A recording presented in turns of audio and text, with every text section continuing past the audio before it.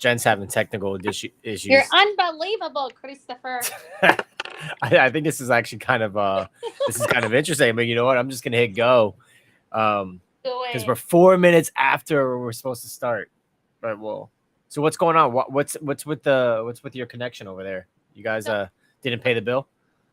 You know what? You would think I didn't pay the bill, but have you looked at the Xfinity bill lately? That shit is crazy. Let's just talk about that. You know what? I have a really bad habit. I refuse to look at bills because it makes me sad. Everything's auto payment. Like, I'm serious. That's 'Cause terrible. I get depressed. I do. I don't like looking at bills. I don't look at my bank account. Like, I don't even know what's in it ever until, like, if it gets to a point where I need to know about it. Like, I kind of have like a spidey sense about it. You know what I mean? You have to hustle hard, and you just got to keep grinding. That's like, and you just let it. You just keep going. I look at it in a very particular way. Like, I didn't grow up broke, but we definitely didn't have a lot of stuff, and I definitely worked very hard, right? So I have a fear of being broke again, so I just don't look at the bank account. Yeah, so right, I mean, that's true. So I think with people that just didn't grow up with their handout and they earned it themselves, there's a certain mindset that it's this fear that's ingrained, at least in me. There's this fear ingrained in me, like, when I look at it, whenever I do look at my bank accounts, even if there's plenty in there, I feel like I'm broke. Well, it's a threshold, right? So there's a threshold that we're comfortable with, and I think that comes from our background, right? So we come from humble beginnings, mighty humble beginnings, and we want to make sure that we continue to push forward and we step up, and we have the ability to help our parents because they've held the foundation for us. So there's like, in my mind, there's some big weight on there. So with that being said, like, when you're looking at the bank account, there's a threshold that you are not willing to step under. And I am of that same mindset where I'm like, I'm here, step it up, Jen, because it's not up to par. No, I get there too. But the thing is, on my end, I won't even look at the bank account, but I can kind of sense it. Like, I'm like, okay, I haven't got a couple checks in a while. We've been spending a little much. And then, like, I will neglect. You know what the weirdest thing is? Like, here's how it goes with me. I'm getting real personal with it. This is the secret sauce. This is happening. So there's, like, I'll have cash around the house. So, like, if I need to do something like get a haircut and I don't want to look at my account because I don't want to see what it is, I will take the cash and pay with cash, so I wouldn't have to go to Venmo or Zelle or whatever. Yeah, because you're not. This is called avoidance. We're identifying. That's it. Okay, we're avoiding. Even though if I look at it, I'm like, okay, I'm fine. But you know what I mean? Like, it's just that broke mentality. I think you can never get it out. I remember, even there's a healthy balance of that, though, Chris. I mean, the broke mentality keeps you fresh, keeps you hungry, right? It does. It keeps you working nonstop. It's a mental illness. It definitely is. It wasn't too long ago. Probably 10 years ago or so. No, before that. No, not 10 years ago. Maybe 15 years ago, when I used to count. So I used to work at a bar, before I met Kenna, and there would be a change jar for tips, and no one ever took the change. I'm like, I'll take the change, so I'll pocket it. But at the end of the month, I'll take the change, and then I'm not telling you, not like no joke. I wouldn't even go to Coinstar at Publix because they charged. I wrap the change up. Right? Listen, yeah. And then I'll pay my cell phone bill with it, and it's just so you just have to respect money. It doesn't get out of you. Before my real estate game, before my teaching game, I was in banking. I don't know if you knew that. And I was in banking, and I definitely was. I would freaking have people deposit seriously, like $100 in coins, and people like, nobody thinks about the coins, and they would happily deposit. I'm like, yes, here it is. People don't think about it. They almost like degrade the concept of the coin. The coin's still money. There's value there. Why not? Like, listen, I mean, at this stage of the game, I'm not going to go and start picking. No, you're not going to nickel and dime people. But at the end of the day, there's still value there. They're still bad. I worked at a So, bank too. I worked at a bank right across from right by Century Village in Boca, and it was a very stop common it. thing. The old people would come in, and God bless their hearts. And then you feel for them now when you get older, and you realize that they probably didn't, for some reason or another, their life didn't shake out the way they wanted. So they're coming in for the free coffee every day, for the free cookies, and then they'll deposit like their roll of quarters for that $10. And they fill out their slips. It takes them a half hour, and that's the whole day. That's Right? their whole day, and then they talk to us for another 20 minutes. I was there for it. Oh, See, Chris, I can talk to literally a wall. you have a gift of that. Yeah, of gabbing. Yeah. See, I have like, I can talk, but like I get super, and it's a social weirdness of mine. Like I can't have very topical small talk, and I can't gossip about people. I just don't have it in me. I can't, like when I'll go, like it's so common for human nature that you'll go on a group of settings and the topic is always about someone else. Like someone's always talking, and then I just kind of zone out. Or if it's something by topical, like like the Dallas Cowboys or the Miami Dolphins, I'm like, I just don't care. And that's a problem I have. You gotta keep personal, right? Like, so like that's not your nature, and that's freaking awesome.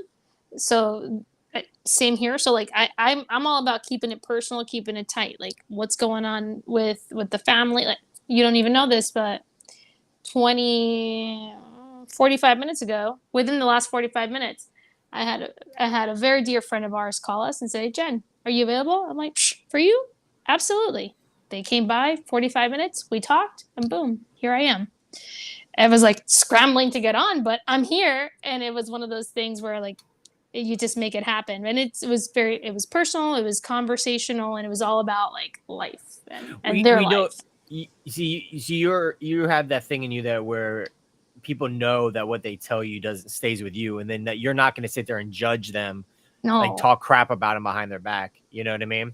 That's like how my wife Kenna is. She's very similar, less outgoing, but the same moral compass. That you can tell Kenna anything, and she will sit there and talk to you like with advice, just like you. We have the do you right? We have the do you boo? Do you boo? Yeah, well, I'm gonna bumper sticker that. You and her should get well. That's why I married the woman, because she has a very high moral compass. She does. So. She came by the other day. I was so excited. The kids, her and the kids get well, not all the kids, but the girls literally left with like giving us lessons on balloon animals, and then we took that all weekend and some. Did you buy a bunch of balloon animals? Of course, instantly. So we bought the whole kit. We bought the whole kit, 2 kits, one for each kid. And then we've been doing balloon animals since they left. And I want you to know that the balloon animals, some of them have transported from house to house, and they stayed in my car. And I actually took a picture of it. I was going to send it to you. Oh my God. What happens to balloon animals when heat is activated and left in the car? They don't look like the way they left. And they just look like little bolitas. Little bolitas. I'm assuming that means balloons. You're gonna have to expand your Spanish there. But yeah, I'm gonna send you a picture, and you're gonna giggle over this. But thank you, balloon animals.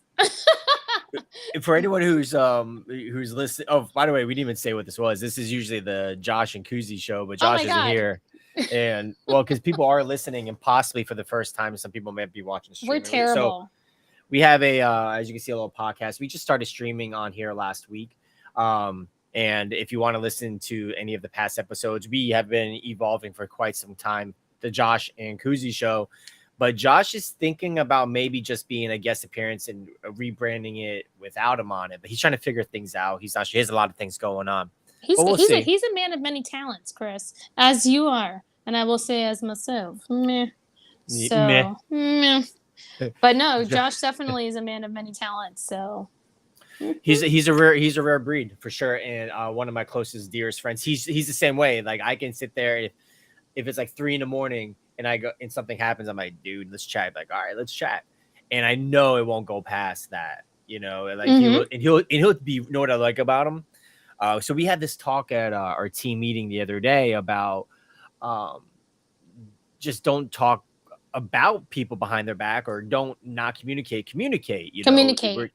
Just communicate. We're all adults. The problems start when people think that other people are thinking things about the other person, or when people think that someone else thinks something about them, and most of the time it's not true. And there was like a little issue on our team about it, so we just fixed it quickly, no big deal. But Josh is the type of person where, and I was saying how I respect someone if I'm doing something that's unsavory, I want you to tell me I'm doing something. Like, I want you to say, hey, Chris, you're being an idiot. Chris, you're a butthole. Chris, you're an ass, right? I want to know that before I can get better. I love how you use unsavory.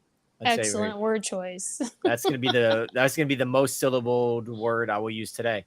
But what I'm saying is, with Josh is, we're saying how I respect people who do that. And Josh is one of those guys. He never sugarcoats anything. He'll watch a video and be like, dude, you sucked on that.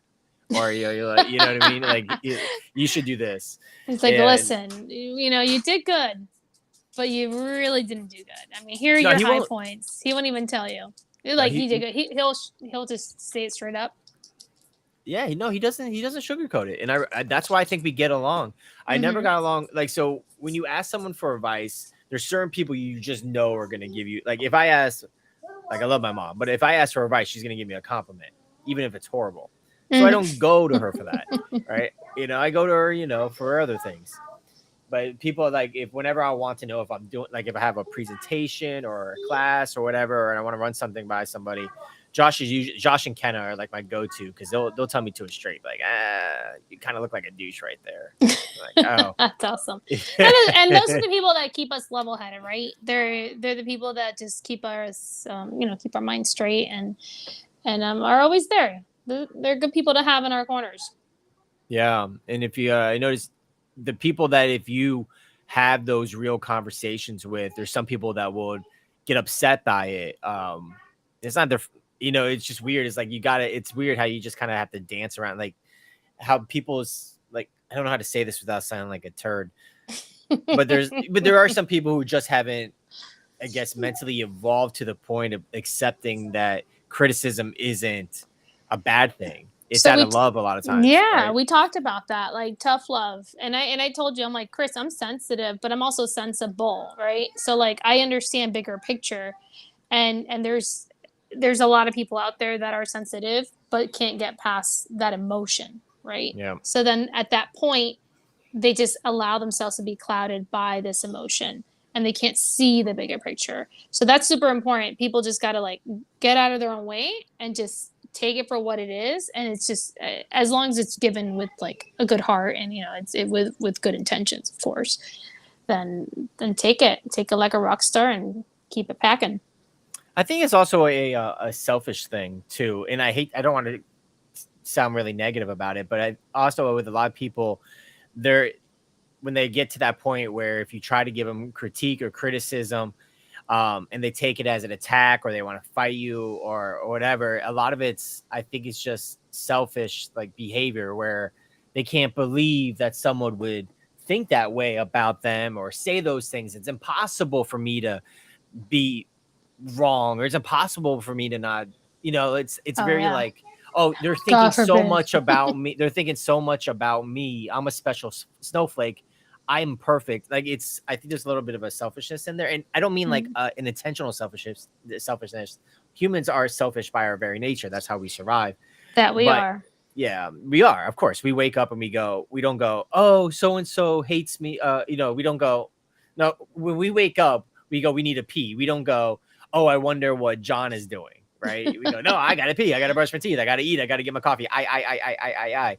So I think a lot of people don't really recognize the human trait of selfishness in themselves. So when people give them critique, they're so stuck in their own way that they take it as a defense, or they get defensive. They take it as a personal dig at them. But in reality, I mean, at least from our perspective, anything that at least you and I and anybody I think that we surround ourselves with is all about, like, about the growth aspect, right? We put out there super, super positive feedback in terms of, like, growth wise. So I'm not going to blow smoke up your ass, but I'm going to tell you, like, hey, I think we should be kind of leaning towards this direction, X, Y, and Z. And that's positive stuff. I mean, you want a yes man, then go get yourself a yes man. It's funny that you talked about a yes man.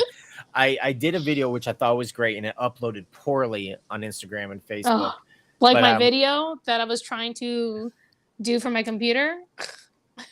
What are you talking about? Oh, for me here? Like for my Oh. feed here, I'm off my Oh. phone here. I don't know. I don't even know how this looks right now. It looks better. So what she's talking about, we came on a little late because she couldn't figure. Last week we came on spontaneously, and the connection was garbage. So was mine, actually. I added Really? an extra. Not It was compared bad. to mine. It was like the camera was way up here, and I didn't even realize it because we were just kind of hanging. So I adjusted now. But anyways, so she's talking about she made adjustments on her phone. But anyway, so I made a video because I had a conversation with a newer agent on our team, and this is actually a pretty powerful, in my opinion, like a piece of dialogue for anyone. What, do you having a party at your house? Is that you? No, I don't know what the heck's going on behind me. I was about to mute myself and say, what the hell is happening? Do it. Mouth Hold it. Let me see. Espérate un momentito. Don't you see how?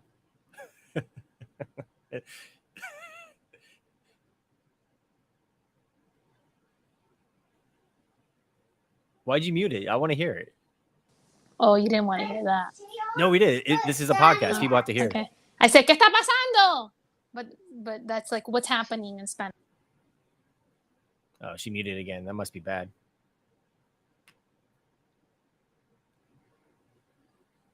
Jen, unmute. I want to hear. I'm talking to you, but I'm like, I literally am like, Spanglish happening here. I'm like, what are you doing? It's supposed to be bedtime. But it's entertaining. Like the most fun part of the show. Oh my god! You want to see this happening? Ven acá. I do. He's trying to show me he was building something, but his battery is low. And I'm like, what? You're supposed to be sleeping. Daddy's on bedtime duty. Mommy, wait, but how do we put it back? You gotta put on charger, dude. It's bedtime. Vete para allá. I'm not muted, so everybody can hear you whine. Ah, pues. There you go. Oh, she went. Ah, pues, Puerto Rican style is not good. Like, ah, pues is like, ah, pues. You hear it? Mommy, I only need like one more thing, but I couldn't. My house is almost done. You know, it's better your kids than mine. I only need like, I was only like needed Uno, the chance and dos. So podcasting from home.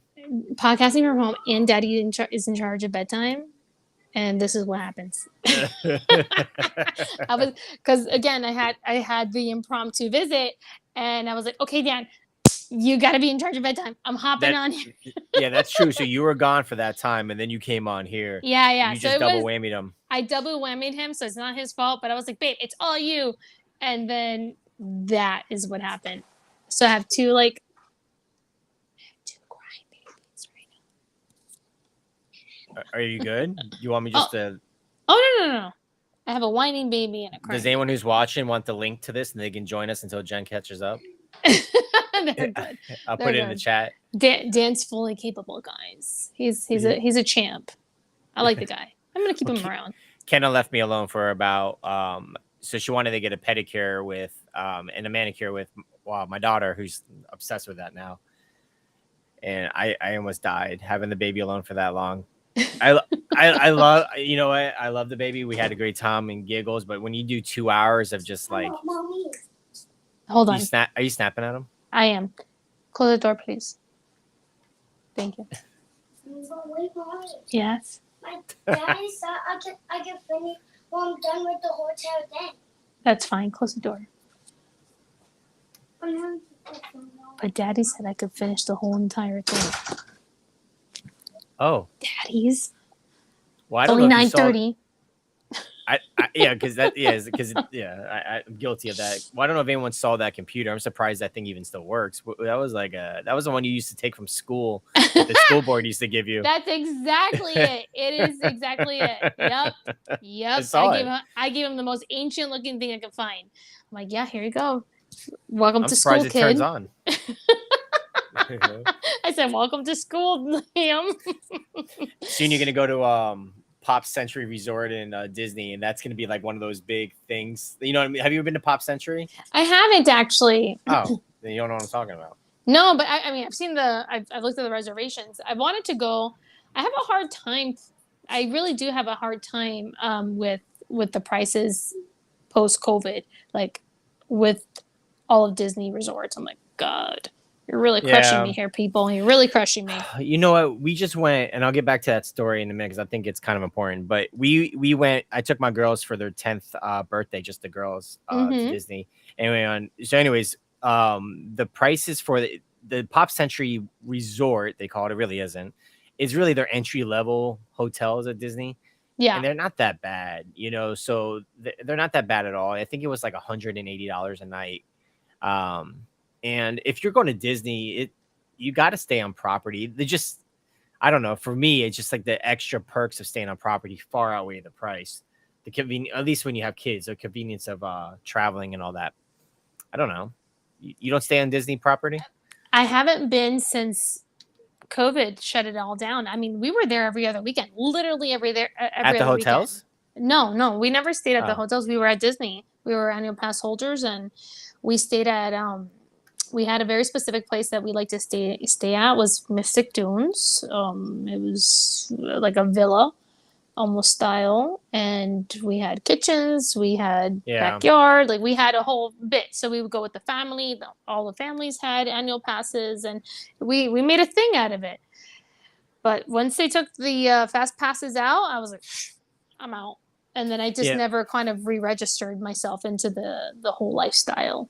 Yeah, I hear you. I hear you. Well, you're right. So you for the money in Disney, if you guys don't know, in Orlando, you can get these huge suites that is not Disney suite for like literally half the price as a Disney hotel and double the size, like 3 times size. I get it. But still, the reason we don't like it is it's because the travel from the non-resort hotels to the parks is all that extra, and the parking, and there's all these extra steps. I don't mind paying extra money for convenience. I really don't. Like, I'll pay the extra money just so I don't have to worry about all those extra with strollers and 6,000 kids and folding them up. I'm like, the strollers in itself, Chris. Those strollers in itself are like a whole nother like battle obstacle situation. I will say the reason why more than anything is that we go down that route is because we typically have at least like 10 plus of us. Like there's more than 10 of us. Because you're Puerto Rican. You guys roll like we roll deep. My Latin size rolled 20 deep. My Kanakam, Gutierrez Sayas rolls 20 deep. Kanakam rolls 20 deep. Oh my God. So a birthday party, a gathering, I mean, if I want to say any type of celebration, it's 40 people minimum. That is just our family. I'm shocked because I don't know, like other than I don't know, white families, we don't really we don't like really travel in herds that much. You know what I mean? Like if you like, for example, let's talk about Disney. People have kids. But people have kids, like right. So Dan's siblings have kids, and then we've expanded our lives amongst each other, between their siblings and their siblings. So we got friends, and then we have family friends, right? So like Kellen and Kyle, they are literally like my brothers, right? So and John and Amanda, they're my brothers and sisters. So they become family too. Well, Kyle and Kellen they are actually my brother-in-laws, and they don't hang out with us at all. So that just shows you. Well, we drag them, and by we, John is the absolute amazing event planner in all of our lives, and he is the I don't want to make his head big or anything, but he's like literally the glue of what makes us keep going. And he makes sure that we are always connected. It's great. you know, John, when he hears this, he's going to be walking around like every other event. Did you hear what Jen said? I have it recorded, and he's gonna play it on his like little recorder thing. Like, stop it! Evidence. I don't want to make his head big, but yes. That is how we're all connected. He's a fun guy. So I want to talk about that because you said, what'd you say that we got distracted with, and that was important? I say a lot of things. I was gonna talk about the conversation that I had with a newer agent in the call they got with someone who only wanted to list for 4%. But how did we get there? Yeah. I don't remember the transition, but I do recall this conversation in one of our meetings. So it was a lead that came in and they wouldn't get past the 4%. Like they just Right. refused to get past the 4%.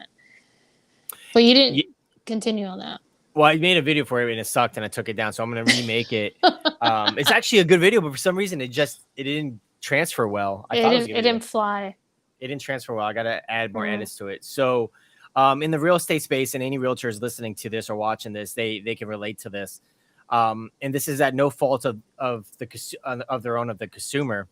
But there is a misconception out there that regardless of who you hire, you're going to get the same results, right? Right. And it's like, well, first off, right on the surface, that's just stupid. Let's just be honest. It's like, no matter what you're doing, you're not going to get the same result ever with one person to the next. But anyways, right on the surface is just a silly thing. But what happened was we have a newer agent on our team, and she's trained very well. She's still going through trainings and stuff like that. And she took an inbound call that someone who was handling the calls just couldn't take. We have a system on our team where at every particular moment, someone's handling any inbound calls so we don't miss any. But if a call or a lead or something is not handled within 3 minutes, anyone can jump on it and grab it. So that's what happened. So she's still in her probationary period. She can't get into it unless that happens. Anyways, I don't know why I said all that, but that's kind of fun fact behind the scenes. So that's the chef's area, but go on. Yeah, the sausage being made, as Colin says. So the call came in and she got a very normal call that we often get when people don't really know us. So in the real estate or any business, there's people who know you and don't know you, right? And the people who know you and you've been talking to, and they see the value of who you are, both on a product side and on your just your track record and just you as a person, they don't really give you a hard time about the charges that you charge because they know your quality, right, over time. But when people don't know, they know and trust you, and they know the caliber of work you're bringing to the table. Yeah, they've seen it for years if you've been communicating effectively. But we do get calls from people who would just find us on Google or land on our website or saw a random video, and they don't know the difference between us and some other experiences. Anyway, so they'll just call, and you'll often get guys who are peacocking and immediately want to fight. Like they were just came into this as a fight. And this will happen in this particular call. This gentleman called, and basically he's right off his mouth, "What's your commission?" And, if you're not trained well, you don't really know how to handle that. I mean, the response always is, "I don't know. I haven't even talked to you yet. What do you want it to be?" Right? What are you trying to get out of this? Yeah. What do you want from me? We just met. Can you kiss me first? Right? You can have, so you can just be real with people. And if you're not trained of how to handle that aggressive personality type hitting you with a very uncomfortable question, you can kind of, lose your footing. But anyway, so I was coaching her through it as it was live. And, what I was trying to explain to her and to, I guess, anyone on her team that wants to learn from my experience in that thing is that usually at that very point, you're not going to get that guy to agree to his hardcore beliefs that he's only going to take an agent to do it for a discount. He's not going to get past it. He's used to real estate agents trying to push him back. He's used to getting his way. He knows there's other real estate agents who don't have any value who's going to provide him to that.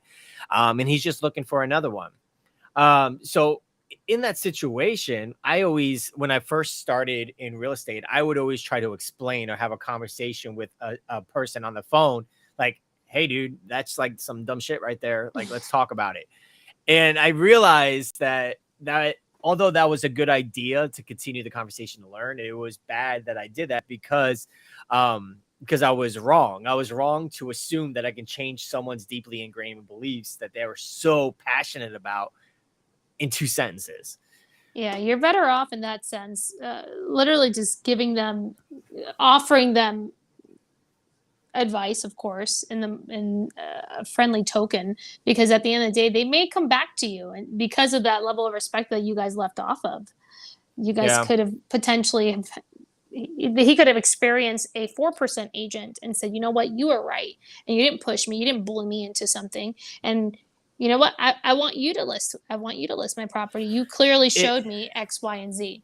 It has happened. I've created relationships multiple times and from those calls, but what it comes from is already giving up the idea that we're going to work together at that moment, and just saying, and then just I go through the process now. It's still to this day just for practice. That's how I look at it. And also, it's not just practice. Is I genuinely believe, actually, I know that seeking out a discount broker is going to cost you money in the end, right? And that 100%, 100%. If I'm having a conversation with someone who is leaning that hard and they seem like they're decent people just with a false belief, I'm not going to tell them that they're wrong, but I'm going to try to have a conversation with, if they're nice people. Oh, my light just turned off. If they're nice people, right? So the conversation quickly shifts and you just like, listen, I'm not doing it for 4 and you're not going to hire me or 5, whatever it is, 4 or 5, whatever your discount is. And I have no interest in that. But but be real with me. Why is that important to you? And they usually say, because I want to. Why would they get aggressive? Why would I pay you 6 or 7 when I can get it for 4? I'm like, there's always a little bit of an aggressive tone. Yes, always. Well, when you're having that conversation, because they know they're being moochers, right? They know they're trying to bargain with you, and they're already in the wrong, and they know it, or they might think that you're coming for their money. I feel like there's a fine line between both, and definitely that's one side of the token, right? They think that you're after their hard-earned equity, but little do they realize that if they go with the discount route, they're leaving so much money on the table, right? There's just so much money to be made if only they see the bigger picture potentially.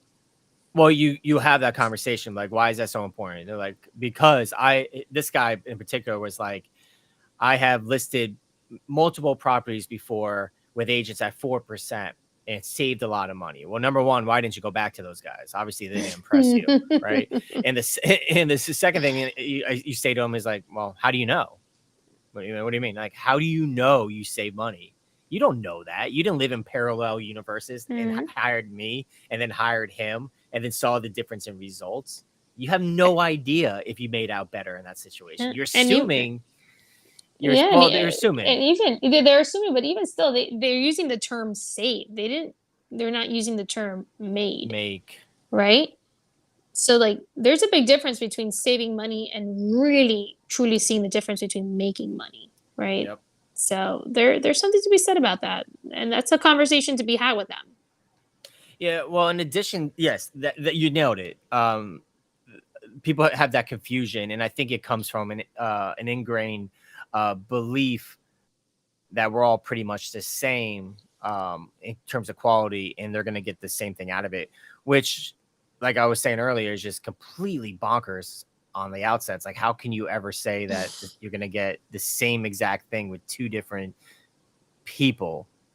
You're not. So, so I genuinely believe that if someone paid me 8%, they will make more and have a better experience than if they paid someone 4. Because you got to think about let's just be honest about it. Think of production by itself, like what you're producing, what you're giving. It's a lot. It's a lot that we give that's more. But on the very like basic way of looking at it is that I'm trying to think of the right word of saying it without sounding bad. Without sounding like you know what. Okay, so whatever. I'll just say, so a realtor's job is mainly 2 things. Well, it's 3, but for the sake of this conversation, is 2. People hire us to market their property to get a lot of eyes on it, and then they hire us to negotiate terms for them. So if you're negotiating with someone who's not negotiating with you, you pretty much dictated terms and they accepted, then you got to understand, like, what kind of negotiator is that? What are they going to do for you? They have already set the bar for what's going to come their way and how they're going to handle it. Right? That's it. They just want to sale. That's it. There's no obstacles for them. They're a yes man and they want to get you to the closing table without pushing. And the whole name of the game is to net the person as much as possible at the closing table. That's our job. Yeah, that's it. So if someone's already cutting themselves at the knees, that says something about them. They're yes, that's what it is. You're talking about yes men. And if you have a yes man on your team, they're just saying what they have to say to get a deal and get to a closing. That doesn't benefit you as a seller. You want to fight.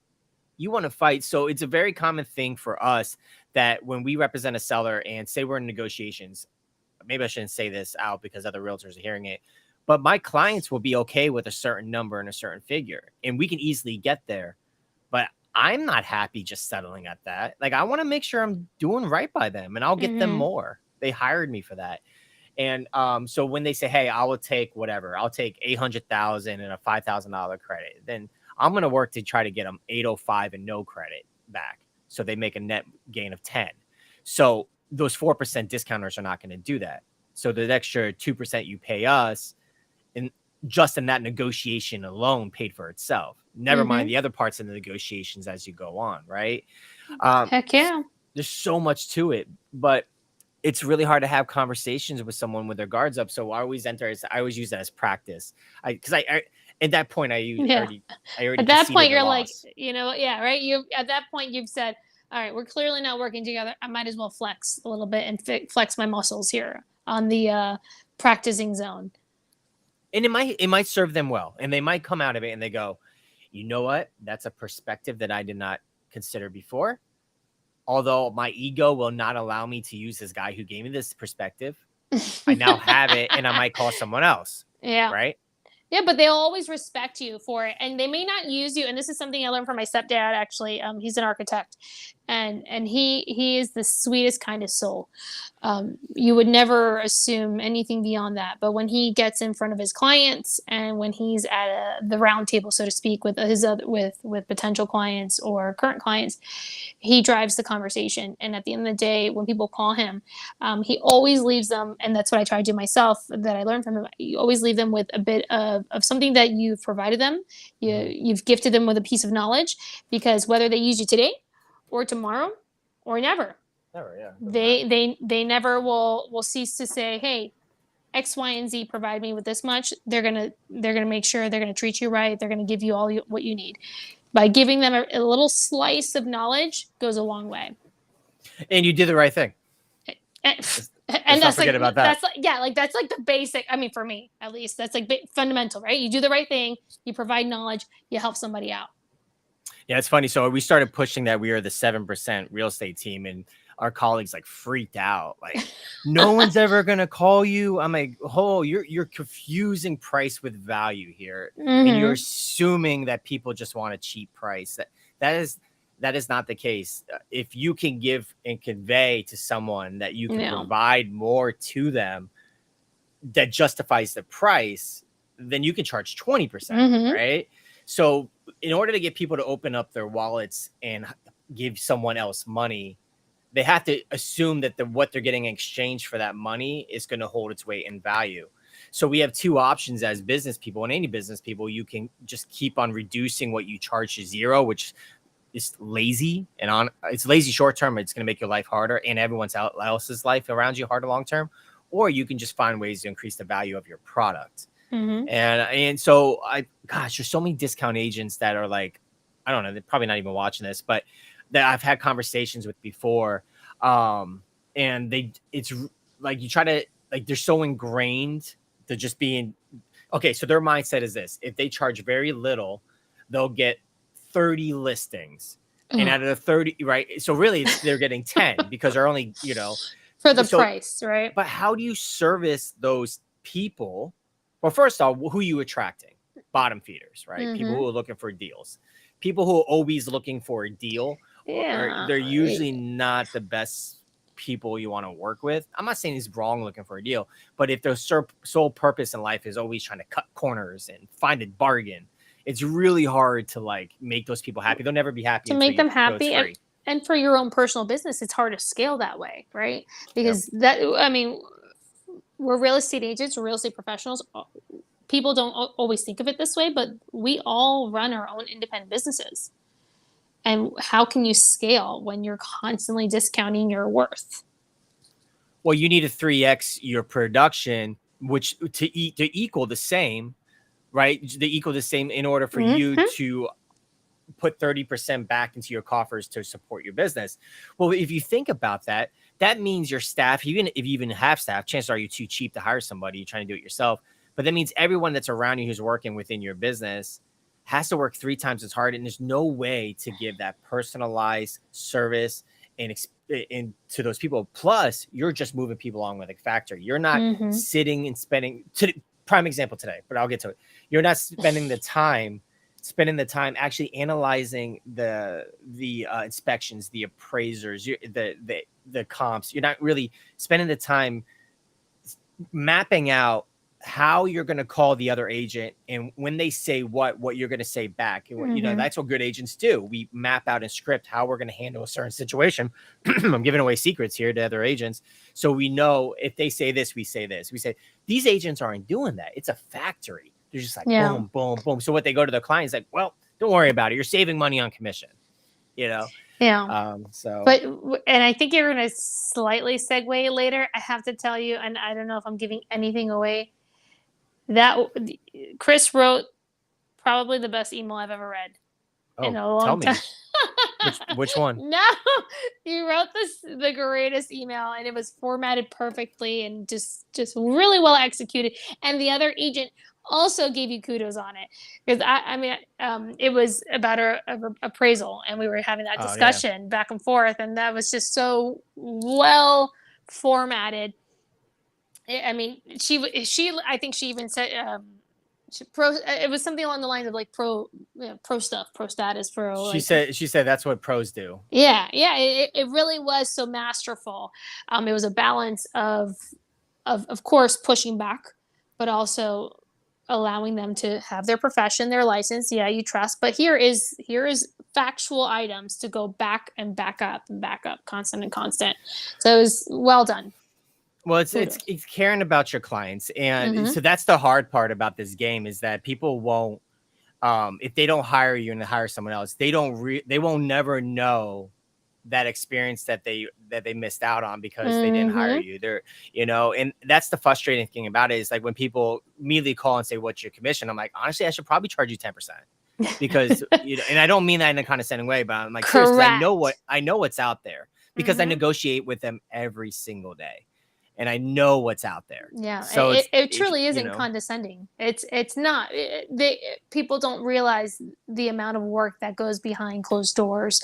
And I'll just go back to that email in itself. That email was not a one and done 2-minute situation. There was a lot of analyzation happening on the back end, previous to a certain report and beyond. So you're you already prepped beforehand. This came in. You added additional notes, and then you were able to execute very quickly. But that was that very specific touch that you had, and that if I keep saying 4%, or a discount broker wouldn't be able to provide. At least I don't think, or I have seen. They wouldn't be able to handle if they're running a discount business and they are just factory pushing people through. Yeah. First off, when you do things right by your client and you take the extra steps beyond what they expected you to take in order to make sure they're getting the best situation, they are going to tell everyone about you. And there's no better way to scale a business than word of mouth, because word of mouth immediately takes off the barrier. So when people refer someone to someone else, there's a built-in respect to that. Absolutely. So it takes a lot of barriers off. So not for selfish reasons, just to do it because it's right. But if you want to look at it as a pure selfish reason, you spend the time and you spend that extra hour or 2 out of your day to make sure your client is served well. So if I have to sit there and lay out spreadsheets across my desk and then figure out a perfect way to craft something that's going to provide tremendous value without insulting people in order for us all to move forward, then I'm going to do that. I don't have to. We could probably just chalk it up in a minute or so. But a discount broker, you got to think about it from the topical side of things.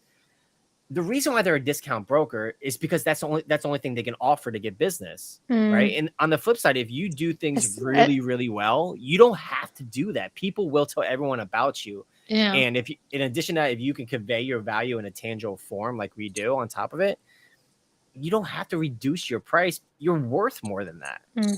I was Unless you're not say, worth more than that. unless you're not. But I was gonna say that's their lead magnet. We've been talking about that, right? Yeah, So your lead like, magnet. that's their lead magnet. Like, discounted 4%. Flat I'm rate. lazy. I'll take less. Yeah, and it really goes. It speaks in volumes, right? Not just on the front end, but throughout the transaction, what you're getting, Yes. from the beginning, from the prep of the listing to literally throughout the entire transaction, to the negotiation aspect, to just making sure that the file is progressing as it should, so that it doesn't cost you, the seller, Mr. Seller, your bottom line. So there's just so many factors and moving parts that are so crucial to the entire process, that when you're discounting, you're really pulling from the entire integrity of the transaction. It's wild. Discounting just like boggles me. On that subject, I think we have a moral obligation as real estate agents to charge as much as we can, and that might blow people's minds. Like, what do you mean? Well, there's a good reason why. Because again, it's not the price you pay, the value you get. Let's just say if we were charging, just say hypothetical, we're not. Let's say we're charging 10% on a transaction, and we were taking 7% on the transaction, as opposed to some agents who are taking 1%. Let's just go to extreme. So we're making 6% more. What we can do with that extra money, right? A lot. A tremendous amount of more marketing. We can hire 3 or 4 other people. We can have showing assistants. We can have foot massagers, dog walkers. You can do endless things with that extra capital to make your experience in that transaction better. And there are people who put value on experiences just as equally as value of the dollar, right? We see it all the time. You can go on a Carnival cruise, but some people would rather jump off the balcony before to go on that, and they'll go on another cruise line instead. It's the same destination, the same thing, but people will pay for convenience and value, even though the overall package seems the same. And I feel like real estate agents struggle with that concept of bringing up their value to cater to a different type of clientele. And I think the consumer side of it, there's a lot of people on the consumer side of things just doesn't know that there's a higher value package out there for them. They just kind of settle for their cousin or their uncle because they don't know if there's anything even better than that out there. And it's a shame. That's on us as real estate agents. That's a shame. Yeah, we have to level up our profession as a whole, right? We have to demand more or want more, and really execute more. And that's just us leveling up. Can we stop taking cell phone photos and putting on the MLS for a listing? Like, can we do that? That's step one type of deal. And it's something so simple. I mean, granted, a rental, sure, not a problem, but a full listing, not even for a rental. I know you're trying to be nice. Not even for a rental. Even if you lose money on your marketing for a rental, because we don't make a lot of them, you still owe it to your client to do the right thing. That in that case, you're doing it for the relationship for that client. Yeah, no, never take cell phone photos ever. Actually, the camera's actually pretty nice now, so I don't know if that changes, but I know what you're talking about. Yeah, I will say, I think Josh even said it at one point. He said like, today's cameras are nicer than the camera, or better camera quality than the first like motion picture. And I'm like, ugh. That puts stuff into perspective. Thank you, Josh, for bringing that fun fact. Still, having someone who's a professional, like, so for example, if I gave Josh my phone, Josh is our photographer, by the way. Oh yeah, he's blows angles out of the water. Or if I did it, he would hit the angles, he'll hit the lighting, he'll edit it properly, and he'll get it back all within like 12 hours. If I compare side by side. So even if our cameras are better, and that is not our specialty. That's what realtor discount brokers do too. They just do crappy photos and stuff. Their work shows. So yeah, but there's actually I'm not mad. Well, it's kind of a double-edged sword. I'm not mad that there's a lot of real estate agents who just don't do a good job, in the sense that if everyone did a wonderful job, or competition, it'd be a lot harder to get business, right? But the one side I am upset that there are a lot of people in our industry that just don't put in exceptional effort, is that it does bring the industry down as a whole. It brings a perception, oh, you're just a realtor. And that's kind of the fault of the industry, because it's not hard to get into the industry. Well, it's not easy, but it's not all that hard. You know, it's really, you can take a week and spend a couple grand and get in. Yeah, So so the public perception is it's low entry, right? It's a low entry career, but beyond the entry point, not every single agent is comparable, right? We're not on the same scale, whether you have a large amounts of experience or not. The amount of service that's provided per client is very different. So I think that's a part of that misconception. It I'm sorry. it just hurts.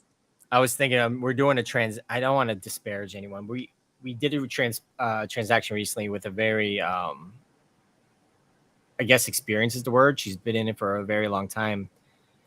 And just the amount of mistakes, and I don't know. I don't want to say anything. Well, I'm not saying any names or not, but the amount of mistakes and a lot of like just haphazard actions was just really disappointing. You know, and it was just like, oh, come on. Like I kind of felt bad for her client. You know, I was like, come on, can you just care a little bit?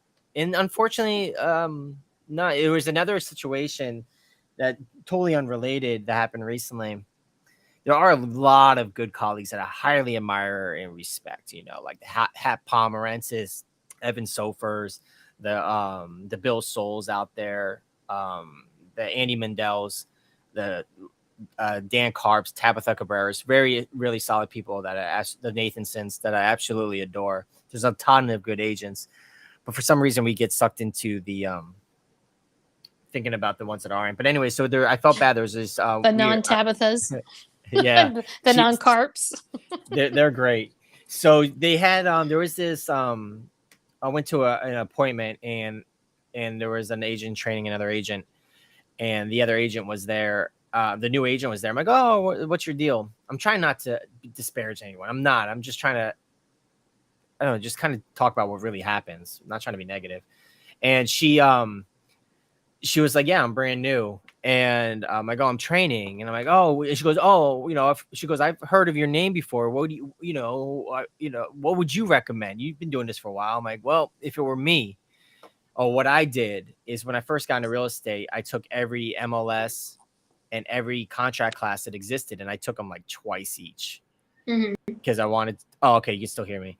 Because that I think that's super, and that's what I tell anyone who's getting in the industry, because your contracts is if you don't know your way around a contract, you're gonna F you up. can put you can put your client in a very perilous situation and a financially damaging one.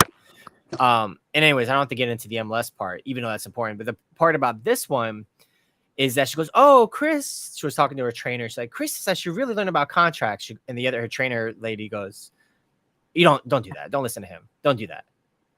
Like she didn't realize I was hearing her. Like I was just like over there. And I was just like, hold on. You're telling this brand new agent not to know the most important piece of information she needs to know to service her client. Like I was baffled by that. And that's out there, you know? Why would you tell someone not to know their job? I mean, at the end of the day, that the contract is the basis of the entire transaction. So if anybody out there is listening, please make sure you know your contract inside and out. You know, when we get offers in and we look at them and we're like, you literally know nothing about your job. And I feel really bad for their clients. I do. Because what if the people on our side aren't so helpful and kind about it, and you know, and really took advantage of them, you know, people, that happens. And so when people are like, oh, I hired my sister just got her license and she's gonna give me part of her commission, and you're like, well, you might want to rethink that, because it might cost you more in the end because of a lot of things that we mentioned today. Yeah. Well, we're not all cut. Did I say cut from the same cloth. No. That is true. But you know what? That I will say on a super awesome note, the Homes by Jacuzzi team is like rock solid. You're not biased at all, though. I mean, I'm not biased at all, but we had a pretty freaking great week, month, whatever you want to call it. We got a big listen today. Yeah, we did. That was good stuff. That's a really big one. I think that's my biggest ever today. And you were a key part of that. The teamwork makes I love that about a team that we all just work together as a unit. Like we just all click. Great energy and everything. I absolutely I just adore everyone who's on the team now. I do. Yeah.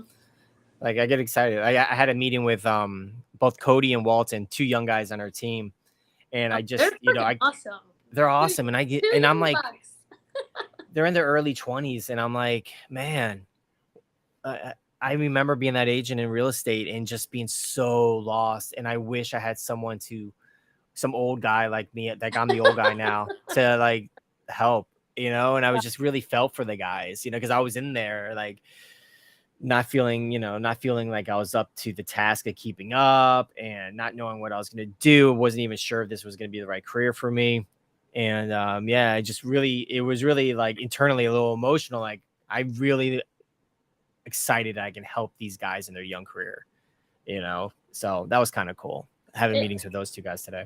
It's incredible. I actually talk about our young guys on the team. We got some young guys on there, and I just give kudos to them being able to find something that they are passionate about and really go for it at such a young age, when most young adults, most adults don't really know where they're at and what they're doing, but they're like literally going at it full force, and they're kicking ass. They're doing great. They're doing so good. No, I tell them all the time, I'm like, you guys are amazing. They really are. They really are. I'm super impressed with the young guys that we have on our team. So they're gonna do good things. I don't even know how else to say that again. I mean, just looking at the 2 young guys that we're talking about are both great, but it was weird because the way I built my business was different than ways that we can find a way to make those guys successful, because we were very database heavy, and they have a young That's true. sphere. Yeah. Is like, how do I take these guys on and give them value? Which was funny because it forced me to find other ways to generate business for them. And we've grown because of that. So sometimes you take on, so oftentimes people will go like, they won't take things on because it isn't what they're good at. I'm like, well, let's take it on. Be honest with them, saying that's not really what we do, but we'll figure it out together. Are you cool with figuring it out together? And then you never know what happens out of it. Yeah, right? And I feel like they've also brought a different perspective to the team, right? So they're coming from a non-database kind of life, and they're really pushing us to figure out, like you said, they pushed you to kind of come out of what you knew and made you come up with some new ideas, and your new ideas are really just pushing where we're at before, and they're just moving the needle in a better way. I'm so excited about what we're working on. We can't even talk about it. I'm so free. I really think we're going to totally change the way people experience real estate and how real estate agents conduct their business once the cat's out of the bag of the really amazing things that we're working on. I'm super excited. It's a lot of work. My God, I haven't slept in a long time, but it's Chris worth it. Sometimes Chris comes at us with like, he's been at it for like 7 hours, and he's like, guys, boom, boom, boom, boom, boom. I'm like, Chris, hold on 1 second.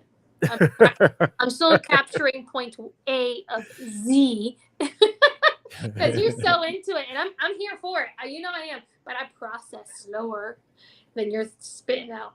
Well, when I'm into the trenches, and I'm, I am literally, I would go to bed around like 1 or 2, and then I'll set my alarm and wake up like 4:35. Give me an hour and a half before the kids get up, just enough sleep where I won't die. And the coffee will pick me up because I need as much time. Like I feel like I get so amped up. It's like the Bustelo up in his veins. Yeah. It's like I gotta go to sleep, and the only reason I can't work anymore because I am falling asleep. But I can get up in 4 hours and keep working on these things. So I'm in the trenches on these projects so much. God, there's so much. And I'm teaching classes and stuff. But then anyway, so what you're saying there is like, I'm so excited. I'm putting this stuff together. I'm like, I can't wait to share this. And then I'll go to my team meeting and I'll just blah. And then everyone's just like, well, I'm like, okay, just let me finish it. And then you got to chunk it. You got to take it from the developmental side. That's just a lot. but no, bigger picture, we see it. We're there, guys. Anybody watching, just watch out. The finished product is nasty good. So it really is. On the team end side, it's a lot. So for us to be able to like execute properly, we're just gonna chunk it. We're gonna just piece it together, and we're gonna come up with like the sickest freaking package. I gotta say the hardest part about it though, and then we'll end this because we're out. Is I was just thinking about that. The amount of so I had to take a huge step back in the now growth of the team, like when it comes to production and sales and all that. Because then, you know, I knew if I didn't take all this time out to focus on these other things to enhance it, it would never happen. So it's really hard to like change, like to go, okay, quality of life is not going to be as great as you want, and you're not going to have as much income as you want to have or expect now. But the things that you're creating are going to not only make up for it there, but what I believe is going to change the way other real estate agents conduct their business, how people look at realtors long term. And we'll see if it happens. But, you know, if not, I can say, you know what?